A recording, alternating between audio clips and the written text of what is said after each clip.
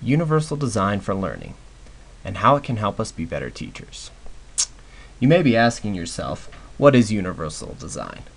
Well, really, it's an instructional approach that opens the path to learning for all students. But before we get into the details, I want to tell you a little bit about the history of universal design for learning. Universal design for learning is rooted in universal design and architecture. Originally, when architects started designing buildings, they discovered that there were certain things that all buildings needed. Some of these items might have been stairs, doors, and windows. But over time, it became clear that not all people could access these buildings using these simple things. So they began to come up with some modifications, like the elevator and escalators. Even curb cuts that we see around the city are examples of universal design. Today's modern DVD is another example of universal design. Through the DVD menu, you can select different options that allow more people to access the information. Some of these options are subtitles and even playing the video in a foreign language.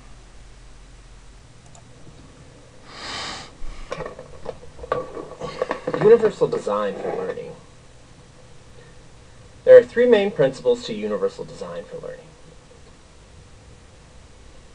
We need to provide students with multiple means of representation, provide them with multiple means of action and expression, and provide them with multiple means of engagement.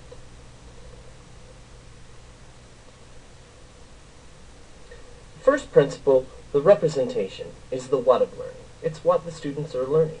And we need to give them multiple options to experience this. An example of this might be simply having students listen to a lecture, or giving them the option of watching it on a video, or even having them read about it in a textbook.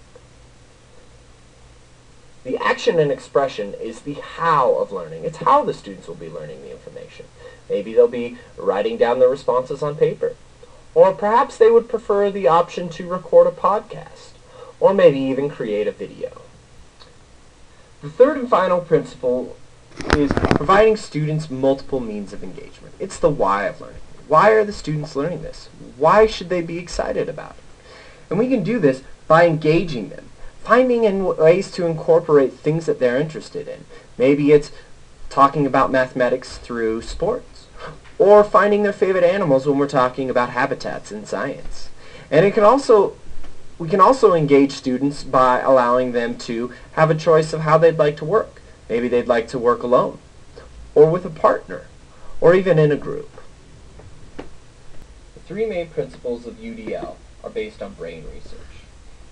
What this research has shown is that there are three specific areas of the brain that become active whenever a learning occurs.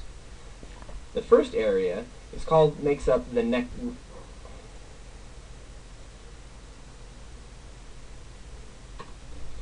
The first area is found in the back of the brain and makes up the recognition network. This is the part of the brain that recognizes patterns and tells you what something is. This forms the basis for the representation principle. Next is the strategic network. This is found in the front part of the brain, and this is the part of the brain that initiates actions and the plans that you need to make in order to carry out those actions. This forms the basis for the actions and the expressions principle. The final part of the brain is the affective network, and this is the one that deals with the emotions. This is where it evaluates the patterns, and it determines what needs to be focused on and what actions should be taken.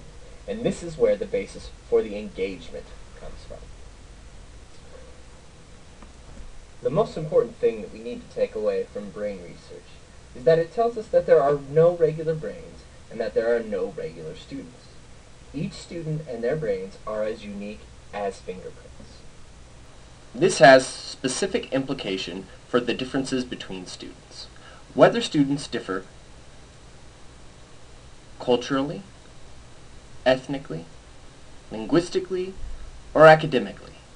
Because there are no individual students, a one-size-fits-all mentality is no longer acceptable. Each student needs to be provided their own access to learning. We can achieve this by providing flexible methods and materials to students through the universal design for learning. So how do we provide students the access to learning that they need? Well, technology is the means through which we will achieve this.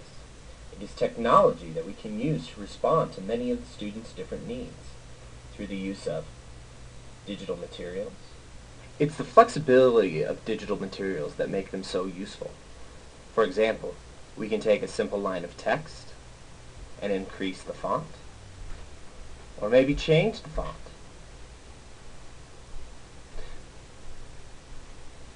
We can even go through and highlight important words or phrases so that it makes it easier for students to understand what's important. Multiple forms of media.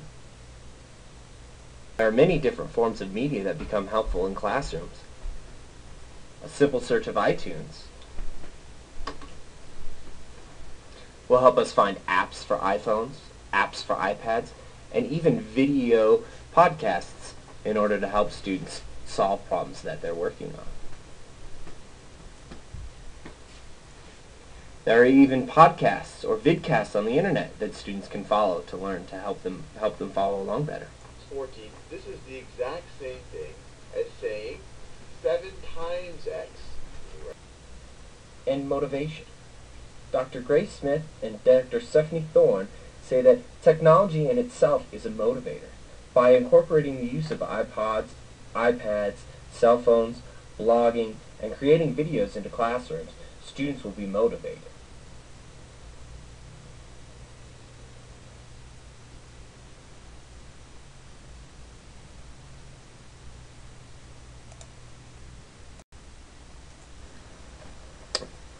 There are many helpful tools online to help with the implementation of universal design for learning. Two great websites are www.cas.org and lessonbuilder.cas.org. Two really helpful tools on the CAST website are the UDL Goal Setter. In here you can learn about how you can go through selecting and determining what your goals focus are and making sure that they're aligned to your state standards, as well as going through and actually writing your goals and determining and making sure that they're all set up. And a great thing is too is that it allows you to share, save, and transfer these goals to other applications so that you have them for future use and you can return to edit and provide your reflections in. With another tool that's really helpful with the representation principle is the image collector. And through here it helps you learn how to find, describe, and catalog different images so that you can save them and use them in your teaching and help and give students those multiple representations that they need. The other site, lessonbuilder.cas.org, is a great place for you to not only learn more about universal design for learning, but see what model UDL lessons look like. It gives you a choice of many different units for many different subjects, and you can see how they fit and what yours should be. In addition to that, you can go through and create, edit, store, and catalog, and as well return to later for reflection on lessons that you teach. I feel that these tools would be essential for us in implementing UDL in our classrooms. It would be a great opportunity for us to work as horizontal teams and plan and make sure that we have units that are adhering to the 3 principles of UDL.